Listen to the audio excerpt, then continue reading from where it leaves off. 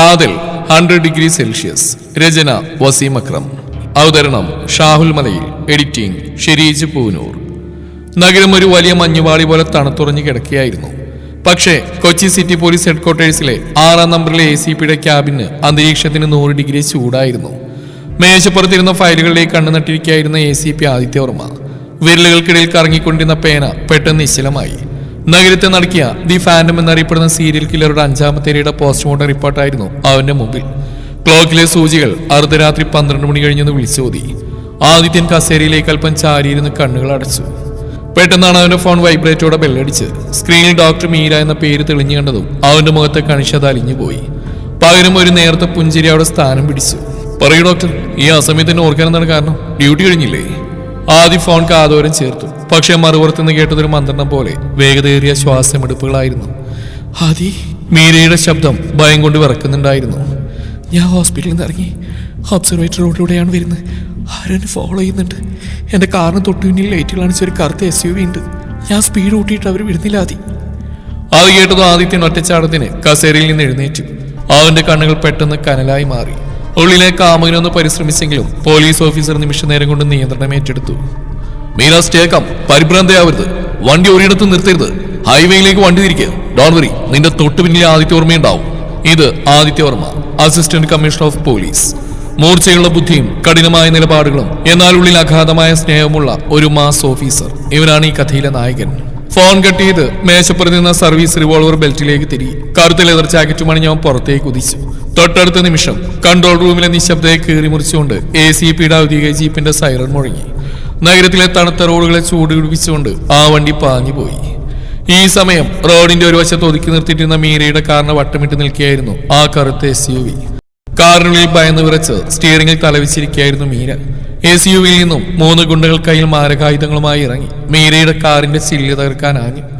പെട്ടെന്നാണ് ടയറുകൾ റോഡിൽ ഉരസുന്ന ഭീകരമായ ശബ്ദത്തോടെ ഹെഡ്ലൈറ്റിന്റെ പ്രകാശവളയങ്ങൾക്കിടയിലൂടെ ആദിത്യന്റെ ജീപ്പ് അവർക്ക് മുന്നിലേക്ക് ഇരച്ചു കയറി ബ്രേക്ക് ഇട്ടത്. ജീപ്പിന്റെ ഡോറ് ചവിട്ടി തുറന്ന് ആദിത്യവർമ്മ പുറത്തേക്ക് ഇറങ്ങി. ലെതർ ജാക്കറ്റിന്റെ കൈകൾ പതുക്കെ മുകളിലേക്ക് മടക്കി വെച്ചുകൊണ്ട് അവൻ ആ ഗുണ്ടകളെ നോക്കി. അവന്റെ നിൽപ്പിൽ തന്നെ ഉണ്ടായിരുന്ന ഒരു അന്തസ്. ആരാടാ നീ? വഴി മാറിപ്പോൾ ആ പോലീസുകാരാ. ഒരുത്തൻ ആയുധമോങ്ങി മുന്നോട്ട് വന്നു. ആദിത്യൻ ചുണ്ടിലൊരു പരാശീരിയോടെ മുന്നോട്ട് നടന്നു. പെട്ടെന്ന് അവന്റെ വലതുകാൽ വായുവിൽ ഉയർന്നു.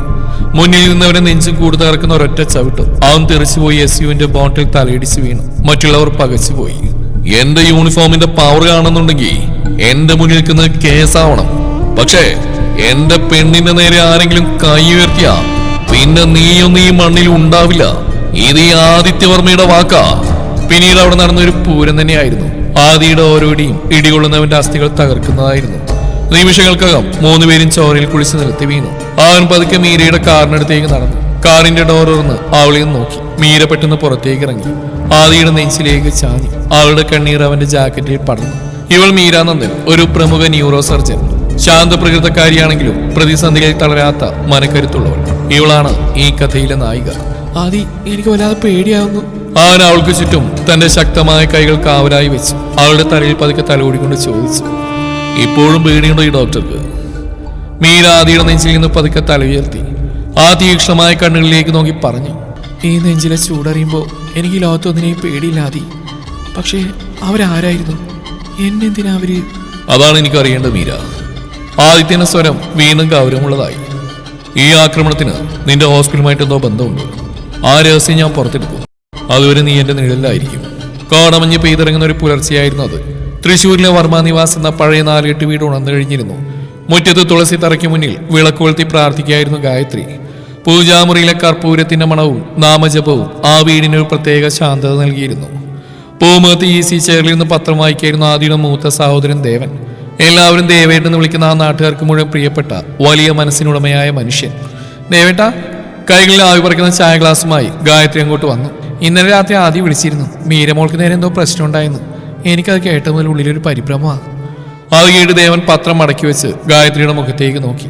ശേഷം ആശ്വസിപ്പിക്കുന്ന രീതിയിൽ ഒന്ന് പുഞ്ചിരിച്ചു. അവൻ ആ ചായ ഗ്ലാസ് വാങ്ങി മേശപ്പുറത്ത് വെച്ചിട്ട് അവളുടെ കൈകൾ ചേർത്ത് പിടിച്ചു. ഗായത്രി, നീ വെറുതെ ആദി കൂട്ടണ്ട. ആദി നമ്മുടെ അനിയൻ മാത്രമല്ല, ഈ നാടിന്റെ കാവൽക്കാരനായ പോലീസ് ഓഫീസറാണ്. അവന്റെ പെണ്ണിന് നേരെ കൈ നീട്ടാൻ ഈ ലോകത്ത് ഒരുത്തിനും ധൈര്യം ഉണ്ടാവില്ല. മീര ഈ വീട്ടിലേക്ക് വരുന്ന നമ്മുടെ മരുമകളായിട്ടല്ല, മകളായിട്ടാ. അവളുടെ സുരക്ഷിതത്വം എന്റെ ഉത്തരവാദിത്വമാണ്. ദേവൻ പറഞ്ഞിരുന്നു. അപ്പോഴേക്കും മുറ്റത്തേക്ക് ആദ്യത്തിന്റെ ഒഫീഷ്യൽ ജീപ്പ് വന്നു നിന്നു. വണ്ടിയിൽ നിന്ന് ആദ്യം കുറച്ചകലെ മാറി നിർത്തി അവിടെ സ്വന്തം കാറിൽ നിന്ന് മീരയും ഇറങ്ങി. മീരയുടെ മുഖത്ത് ഇന്നലത്തെ സംഭവത്തിന്റെ ക്ഷീണവും നേരിയ ഭയവും ഉണ്ടായിരുന്നു. അവരെ കണ്ടതും ഗായത്രി വേഗം മുറ്റത്തേക്ക് ഇറങ്ങിച്ചെന്നു. മീരയെ കെട്ടിപ്പിടിച്ച് അവളുടെ നെറ്റിയിൽ തലോടി. എന്താ മോളെ ഇതൊക്കെ? ഒന്നും പേടിക്കണ്ട കേട്ടോ, നീ ഇപ്പൊ നിന്റെ സ്വന്തം വീട്ടിലാ. ദേവൻ ആദിയുടെ തോളിൽ തട്ടി. ആ സഹോദരന്മാരുടെ കണ്ണുകൾ തമ്മിൽ സംസാരിച്ചു. അകത്തേക്ക് കയറിയിരിക്കും മോളെ, നല്ല ചൂട് ദോശയും ചമ്മന്തിയും റെഡിയാ. ദേവൻ സ്നേഹത്തോടെ മീര അകത്തേക്ക് ക്ഷണിച്ചു. ഡൈനിങ് ടേബിളിന് ചുറ്റുമിന്ന് ഭക്ഷണം കഴിക്കുമ്പോഴാണ് ആ പഴയ വീടിന്റെ യഥാർത്ഥ ഭംഗി മീര കണ്ടത്. മാതാപിതാക്കൾ നഷ്ടപ്പെട്ട ആദിയും കൊണ്ട് ദേവേട്ടനും ഗായത്രിയേട്ടനും അനുഭവിച്ച കഷ്ടപ്പാടുകളും അവർ തമ്മിലുള്ള ആഴത്തിലുള്ള സ്നേഹവും ഓരോ വാക്കിലും ഉണ്ടായിരുന്നു. എല്ലാറ്റിനും ഒടുവിൽ ആദി മീരയുടെ പ്ലേറ്റിലേക്ക് ഒരു ദോശ കൂടി വെച്ചുകൊണ്ട് കള്ളച്ചിരിയോടെ പറഞ്ഞു, എങ്ങനെയുണ്ട് ഡോക്ടർ? ACBയുടെ തറവാട്ടിലെ ഭരണം കൊള്ളാമോ? മീര നാണത്തോടെ ഗായത്രിയുടെ മുഖത്തേക്ക് നോക്കി. ഏഴത്തിയമ്മയുള്ളപ്പോ എനിക്ക് ACBയെ പേടിക്കേണ്ട കാര്യമില്ല. അത് കേട്ടത് എല്ലാവരുടെയും മുതി ചിരിവിരിഞ്ഞെങ്കിലും ആദിയുടെ മനസ്സ് അപ്പോഴും മറ്റൊരു ചിന്തയിലായിരുന്നു. ഈ ചിരികൾക്ക് മേലൊരു നിഴലും വീഴാൻ താൻ അനുവദിക്കില്ലെന്ന് അവനുള്ളിൽ ഉറപ്പിച്ചു. അടുത്ത ദിവസം രാവിലെ കൊച്ചി സിറ്റി പോലീസ് കമ്മീഷണറുടെ ഓഫീസ്. ACP ആദിത്യനും കമ്മീഷണറും മറ്റു ഉയർന്ന ഉദ്യോഗസ്ഥരും ഒരു പ്രൊജക്ടർ സ്ക്രീനിലേക്ക് നോക്കി ഗൗരവത്തിൽ ഇരിക്കുകയായിരുന്നു. സ്ക്രീനിൽ ദി ഫാനെ കൊലപ്പെടുത്തിയ 5 പേരുടെ ചിത്രങ്ങൾ തെളിഞ്ഞു വന്നു. എല്ലാവരും സമൂഹത്തിലെ ഉന്നതരും വലിയ ബിസിനസ്സുകാരും. എന്നാൽ അതിലൊരു വലിയ സമാനതയുണ്ടായിരുന്നു. ആദിത്യന് എഴുന്നേറ്റ് നിന്ന് ലേസർ പോയിന്റർ സ്ക്രീനിലേക്ക് തിരിച്ചു. സർ, ഇതാണ് ഈ കേസിലെ ഏറ്റവും നിർണായകമായ ലിങ്ക്. കൊല്ലപ്പെട്ട 5 പേരും കഴിഞ്ഞ 6 മാസത്തിനിടയിൽ മെഡിസിറ്റി ഗ്ലോബൽ ഹോസ്പിറ്റലിൽ വലിയ സർജറികൾക്ക് വിധേയരായവരാണ്. അവരുടെ മെഡിക്കൽ റിപ്പോർട്ടുകൾ പരിശോധിച്ചപ്പോൾ ഞെട്ടിക്കുന്ന ഒരു കാര്യം വ്യക്തമായി. ഇവരുടെ എല്ലാം ഒരു പ്രത്യേക ഓർഗൻ മാറ്റിവെക്കപ്പെട്ടിട്ടുണ്ട്. ഇത് വെറും ഒരു കൊലപാതക പരമ്പരയല്ല, ഇതിനു പിന്നിൽ ഒരു അന്താരാഷ്ട്ര അവയവക്കടത്ത് മാഫിയുണ്ട്. വാട്ട്? കമ്മീഷണർ അത്ഭുതത്തോടെ എഴുന്നേറ്റു. അപ്പൊ പിന്നെ മീര ഇതിലേക്ക് എങ്ങനെ വന്നു? അവിടുത്തെ ചീഫ് ന്യൂറോ സർജനാണ് മീര.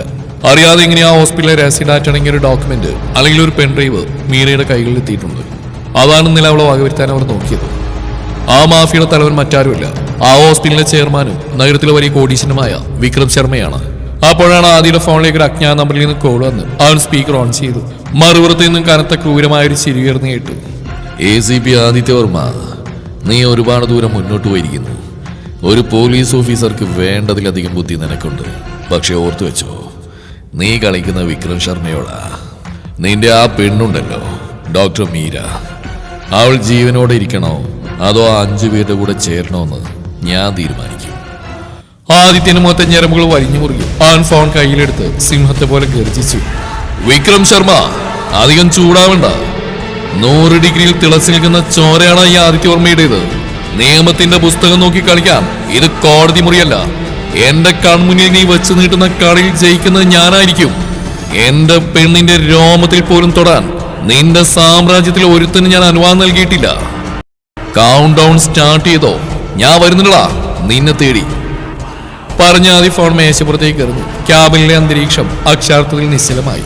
വിക്രം ശർമ്മയുടെ ഫോൺ കോളിന് ശേഷം ആദിത്യന് ഒരു നിമിഷം പോലും കളയാൻ തയ്യാറായിരുന്നില്ല. ആ നേരെ പാഞ്ഞെത്തിയത് തൃശൂരിന്റെ തറവാടായ വർമ്മ നിവാസിലേക്കായിരുന്നു.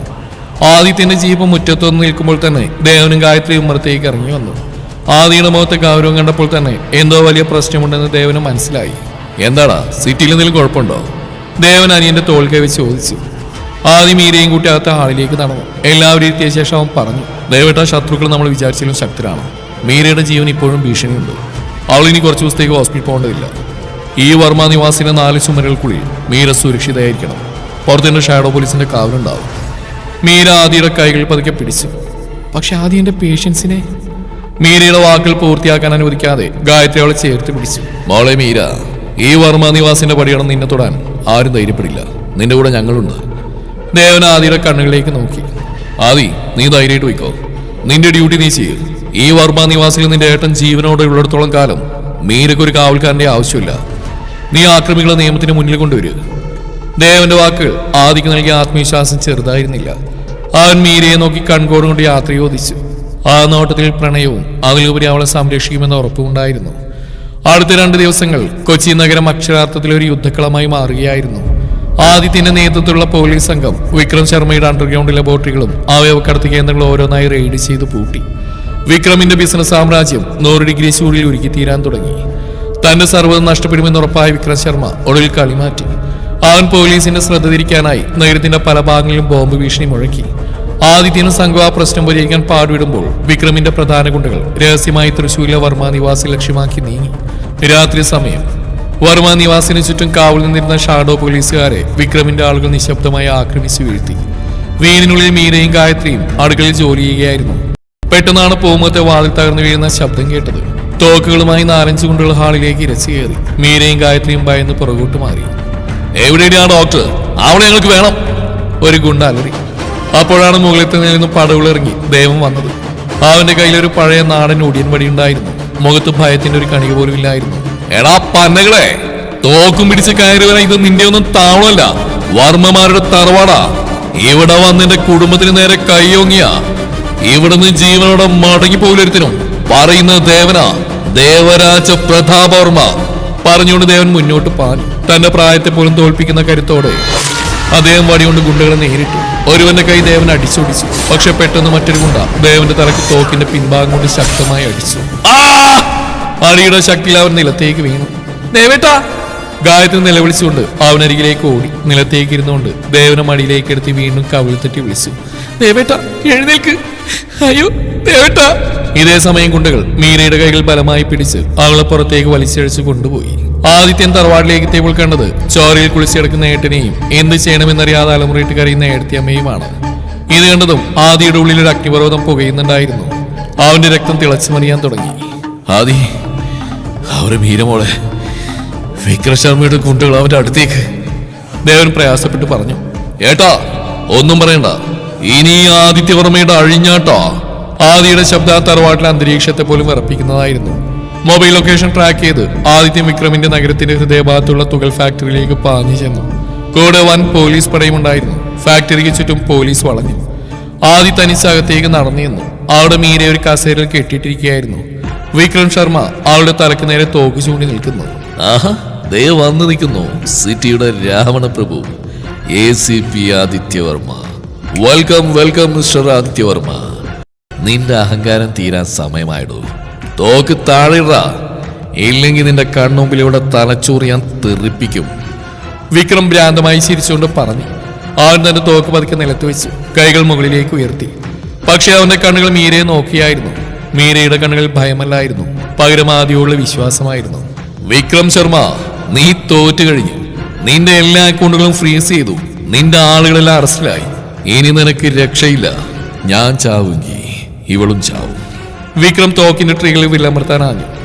ആ സെക്കൻഡ് 100-1 ഭാഗത്തിൽ മീര തന്റെ കാലുകൾ കൊണ്ട് വിക്രമിന്റെ കാലിൽ ആഞ്ഞു ചവിട്ടി. അവൻ ബാലൻസ് തെറ്റി വെടിയുണ്ട മുകളിലേക്ക് പാഞ്ഞു. ആ നിമിഷം ആദ്യം ഒരു പുലിയെപ്പോലെ മുന്നോട്ട് കുതിച്ചു. വിക്രമിന്റെ കയ്യിലെ തോക്ക് അവൻ തട്ടിത്തെറിപ്പിച്ചു. പിന്നീട് അവിടെ നടന്ന് ക്രൂരമായ ഒരു ശിക്ഷാവിധിയായിരുന്നു. ആദിത്യന്റെ ഓരോ ഇടിയും ദേവന്റെ ചോരയ്ക്കും മീരയുടെ കണ്ണീരിനുമുള്ള മറുപടിയായിരുന്നു. വിക്രമിന്റെ അസ്ഥികളൊടിയുന്ന ശബ്ദം ആ ഫാക്ടറിയിൽ മുഴങ്ങി കേട്ടു. ഒടുവിൽ ചോരയിൽ കുളിച്ച് നിലത്ത് വീണ വിക്രമിന്റെ നെഞ്ചിൽ ആദിത്യൻ തന്റെ ബൂട്ടിട്ട കാലുകൾ അമർത്തി വെച്ചു. സർവീസ് റിവോൾവർ അവനെ നെറ്റിക്ക് നേരെ ചൂണ്ടിയാതി. കാതിൽ 100 ഡിഗ്രി സെൽഷ്യസ് എന്ന് പറഞ്ഞ വെറും ഒരു പ്രണയമല്ലടാ, അത് അനീതിക്കെതിരെ തിളച്ചു മറിയുന്ന ഈ ആദിത്യവർമ്മയുടെ ചോരയുടെ ചൂടുകൂടിയാ. നിന്റെ കളി ഇവിടം കൊണ്ട് തീരുന്നു, അല്ല തീർക്കുന്നു ഈ ആദിത്യവർമ്മ. ശേഷം വിക്രമിനെ പോലീസുകാർ കൈമാറി. അവൻ വേഗം മീരയുടെ കെട്ടഴിച്ചു. മീര ഓടി വന്ന് അവന്റെ നെഞ്ചിലേക്ക് വീണു. ആ കടുത്ത പോരാട്ടത്തിനൊടുവിൽ ആദിയുടെ നെഞ്ചിലെ ചൂടിൽ അവൾ സമാധാനം കണ്ടെത്തി. ആഴ്ചകൾക്ക് ശേഷം വർമ്മ നിവാസ് തറവാട് വീണ്ടും വെളിച്ചത്താൽ തിളങ്ങി നിന്നു. ദേവന്റെ തറയിലെ മുറിവൊക്കെ ഉണങ്ങിയിരുന്നു. കല്യാണപ്പന്തലിൽ മംഗളഗീതങ്ങൾ മുഴങ്ങി. പട്ടുസാരിയെടുത്ത് അതീവ സുന്ദരിയായി മീര മണ്ഡപത്തിലേക്ക് നടന്നു കയറി. ദേവനും ഗായത്രിയും ചേർന്ന് മീരയുടെ കൈകൾ ആദിയുടെ കൈകളിലേക്ക് വെച്ചു കൊടുത്തു.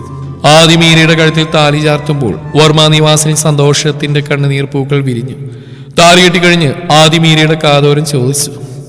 ഇനി പറയൂ ഡോക്ടർ, ഈ 100 ഡിഗ്രി ചൂടുള്ള ലൈഫ് എങ്ങനെയുണ്ടാവും? മീര ആദിയുടെ കൈകൾ കോർത്തി പിടിച്ചുകൊണ്ട് അവന്റെ കണ്ണുകളിലേക്ക് നോക്കി പറഞ്ഞു. ഈ ചൂടാണ് എൻ്റെ ജീവനാദി, എന്നും എപ്പോഴും.